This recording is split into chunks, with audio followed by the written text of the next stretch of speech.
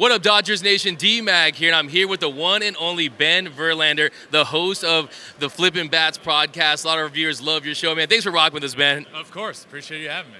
Man, so we're back here, winter meetings, a lot of buzz, a lot of money flowing around here, but we have to talk to you about the Dodgers. And as of right now, no big signings as of yet. Trey Turner today signs an 11-year, $300 million deal with the Phillies. What do you think the Dodgers do at shortstop? Do you think they're serious players for one of the big premium shortstops still available? Bogarts, Correa, Swanson. What do you think the Dodgers do at short?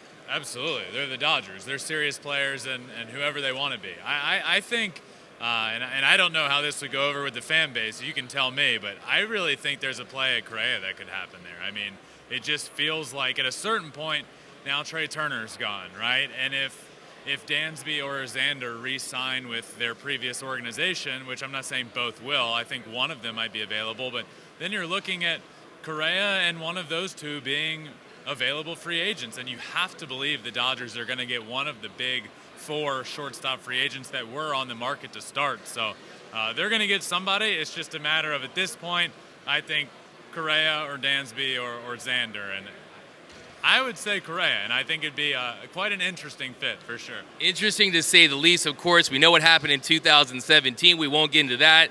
I've held true that the first time he hits a home run, Dodger fans are going to be cheering for him, and they'll forget it. As long as he helps the Dodgers win, how important is it for you? Do you think it is for the Dodgers to bring in a player like Carlos Correa, who has that passion, who brings that edge? Do you think they need to shake up that clubhouse a little bit with someone of the likes of Carlos Correa?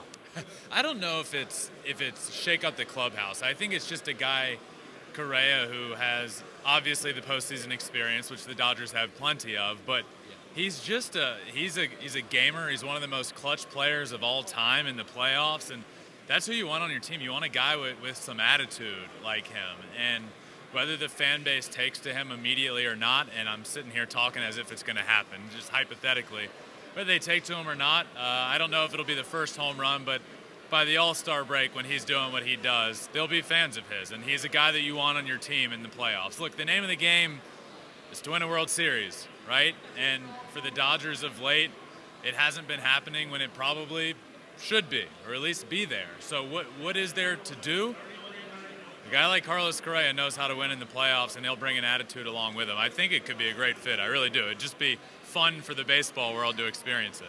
I'm telling you, there's a buzz. Dodger fans are warming up to the idea. And, of course, let's talk about some starting pitching. First and foremost, congratulations to your brother. He signs with the Mets today. A lot of Dodger fans out there wanted him in L.A. possibly on one of those short-term high AAV deals. Well, now you got DeGrom off the board, Verlander off the board. Do you see the Dodgers as maybe going after Carlos Rodon? Yeah, you have to believe of the bigger pitching free agents still out there. They're going to get one, right? You look at the Dodgers, and just as an outsider's perspective, what do they need?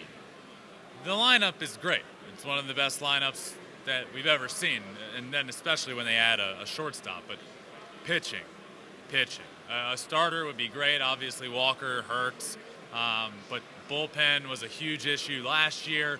So you got to believe they're going to make some moves, and there's not a ton of bullpen to be had out there. I have to believe they're either going to go get a Rodon or a Senga from Japan who throws over 100. There are going to be players and all the big-time names still out there, and as these other names fall off the board, it just kind of forces their hand a little. Like, all right, we got to go now, or else we're gonna miss out on an offseason where there was a lot of potential out there to help our team. We have to be players now. Absolutely. Aces don't grow on trees. We know there's not that many big-time frontline starters available on the trade market. I definitely think Rodon is a very interesting and intriguing possibility for the Dodgers. I'm going to get you out of here on this. After the moves you've seen, Verlander going to the Mets, you got Trey Turner going to the Phillies, Dodgers coming off that big 111-win season. Who do you think right now is the team to beat in the National League? Team to beat in the National League. You're going to put me on the spot here. I think the Dodgers are kind of always the team to beat in the National League, especially to start the year. The odds of them winning the division are so high, which helps them. And it will get tougher. And I know Dodgers fans don't want to hear this, but Padres are going to be good. And they kind of got over that hump of not being able to beat the Dodgers in the playoffs. So I still believe the Dodgers are the better team there, but it's going to be a tougher division. And then you have the entire NL East, which will be good. And I'm not saying the Phillies are on the level of the Mets and the Braves, but both of those teams are going to be really good. So you have to believe the Mets aren't done adding. The Dodgers aren't done adding, So I would honestly say right now it's probably Dodgers and Mets are looking like the two best teams in the National League. Dodgers, Mets, man. Well, thank you so much, Ben. I appreciate the time. Have a great rest of time here at the winter meetings. But that's Ben Verlander. You can follow him, watch his podcast, Flippin' Bats. It's a must-see for all baseball fans. But thanks for rocking with us, and see you next time, Ben.